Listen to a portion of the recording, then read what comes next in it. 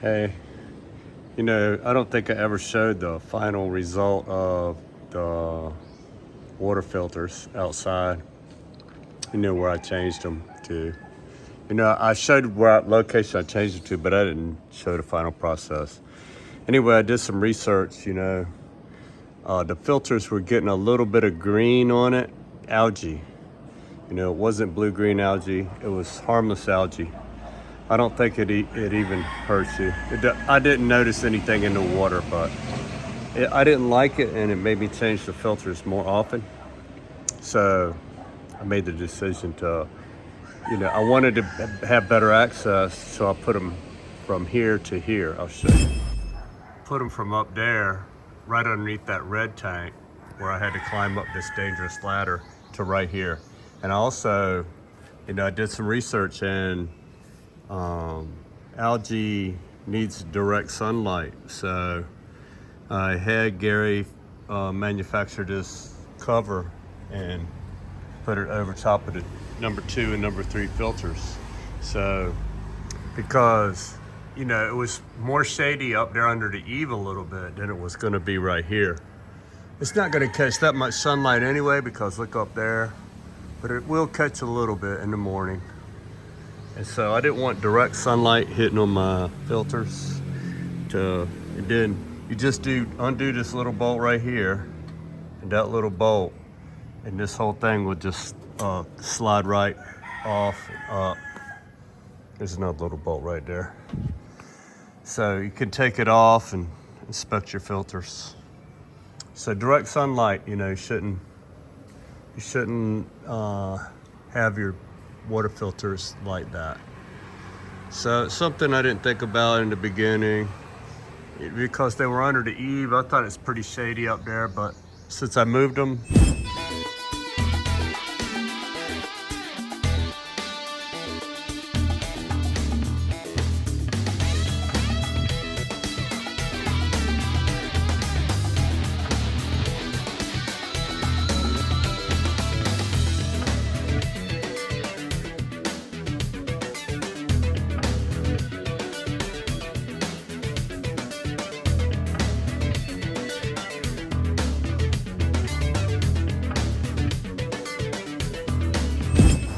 I was just in the house and watching like my 3rd movie. Free movies off of YouTube, YouTube free movies. Old Stallone and Nicolas Cage movies.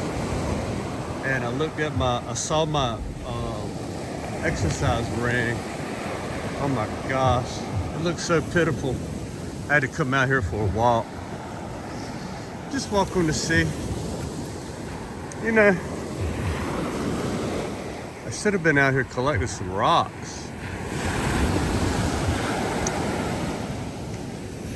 My plan is still to find a big old hunk of gold.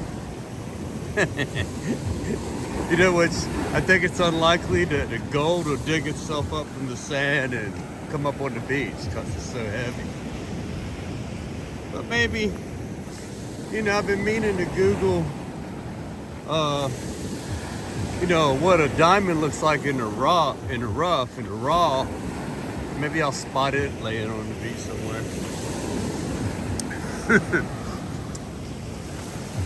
But it's getting ready to be total sunset here.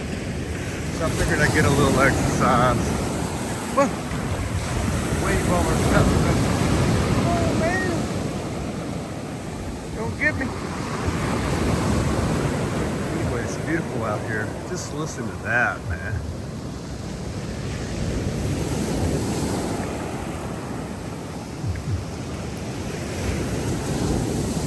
I can hear that from my bed. There's no car noise or anything like that. All I can hear is these waves. It does help. It helps you fall asleep.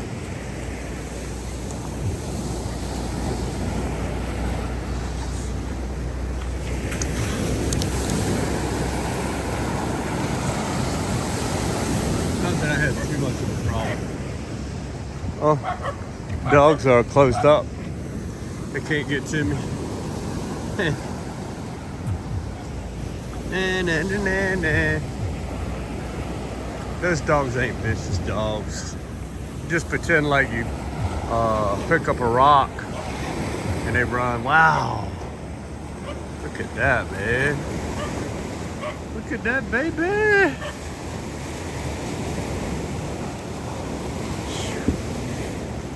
Wow. Look at that.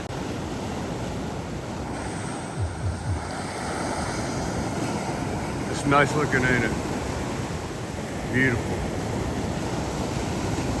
There's some beautiful clouds around here. They don't have the contrails making a cloud. These are really natural clouds. The clouds look different here. You might not be able to tell it in the screen, but just take my word for it. They're different than Virginia clouds. Anyway, check this little hut out right here. They spent all the money on this, on concrete, and very little on the house, I guess. But nobody lives there, I'm pretty sure. But look how high the columns are. Not sure how stable they would be in an earthquake, but just trying to get a little exercise. So the dogs are out down there to look. I'm gonna zoom in. It's 15 zoom. They're coming at me. You want me, don't you? I don't think they're gonna do anything either.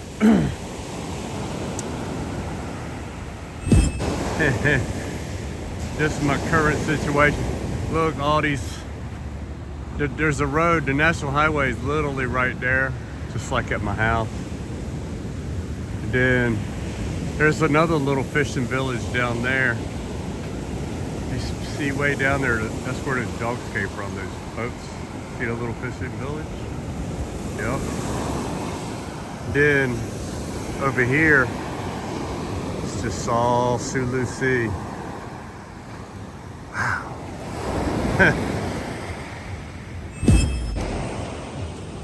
You know, it's Saturday. Got my Luray Caverns hat on. If you're ever in Virginia, check out the Luray Caverns. Pretty cool. Anyway, yeah, not enough exercise today. I gotta build my, you know, if you keep up with the channel, you know, I twisted my knee, wrecked my motorcycle, and, you know, I twisted my knee, but then on the motorcycle, I hurt my elbow. Both of those are gone. No more knee pain, no more elbow pain.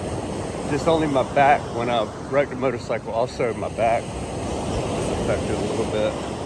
I never did mention that, but it's tweaked out a little bit, but it's nothing major. So, I don't know. Like I said before, I've basically been trying to kill myself for 63 years. I need to start taking it easy though on the recklessness. But to tell you the truth, I slowed down. I was trying to be careful on that motorcycle when I came. So I saw them rocks and sand. I was trying to be careful, but I don't know. The bike it went down in a nanosecond. That's how fast it was. There was no time to, you know, I wouldn't have put my hand down anyway because I had a helmet on. It's better. It's just like when I used to play volleyball. You know, believe it or not, in California, I was on won a 4-man sand volleyball tournament, and we never lost one year out of 3 years. 1 year we didn't lose a whole game in preseason or the whole year, all the regular games, and in the playoffs we didn't lose a game. So it came down. I was already like 32, and I played in the back. Once I was on the front, once somebody served, you can switch to any position you want. with that kind of rule.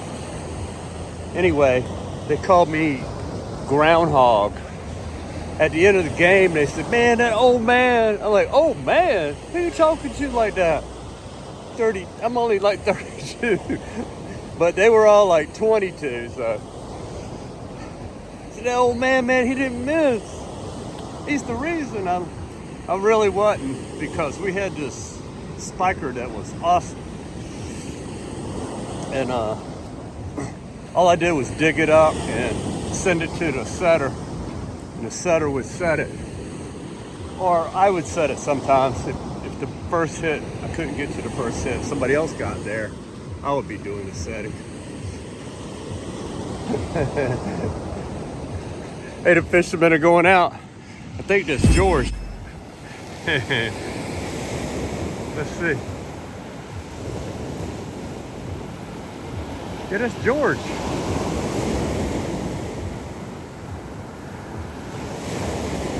And I'm not sure who that is. Oh, no motor. They're just only paddling. It's kind of rough, George. There's the motor maybe that's going to carry him out. I know, that's a long bit of...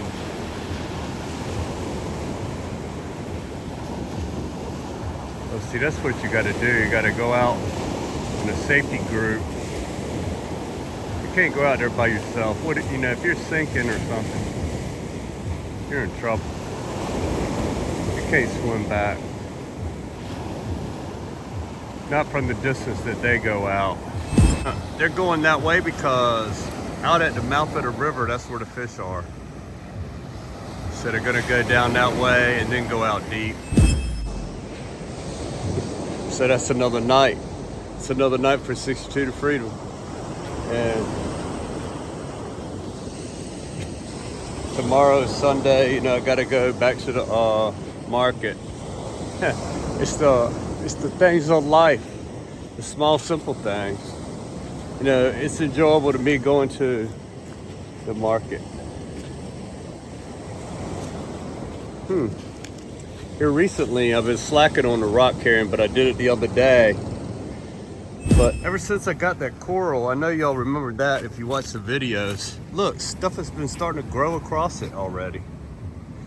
These are those purple flowers.